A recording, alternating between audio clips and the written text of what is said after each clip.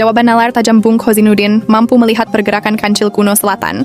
Ancaman atau apa itu bentuk defense dari kita sendiri.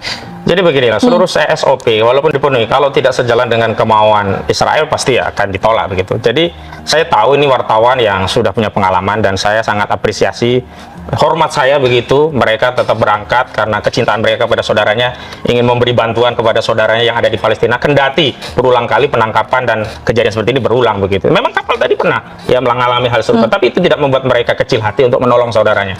Jadi kalau setiap ancaman dari Israel itu dituruti, ya habis ya, saudara-saudara kita habis di Palestina, nggak ada yang bisa bantu. Lalu bagaimana pertanggungjawaban kita di hadapan Allah kelak ketika ada saudara kita memiliki penderitaan, butuh bantuan kita tidak bisa membantu. Kita tidak seperti Iran yang bisa bantu dengan serangan senjata yang bisa melindungi kita, cuma punya pakaian, punya makanan, punya obat-obatan, dan itu juga bisa menolong saudara kita. Saya pikir justru saya sangat mengapresiasi di tengah kejadian yang berulang tentang kezaliman yang dilakukan oleh Zionis ini kepada setiap relawan yang datang, tapi tidak menyurutkan langkah mereka. Dan kalau kita bicara tentang pakem yang ada, tentu Dewan Pers sudah bicara bahwa berarti mereka sudah memenuhi prosedur di internal kita. Dan kalau kita bicara prosedur apa yang ada di lautan luas, ya kuat itu apa senjata?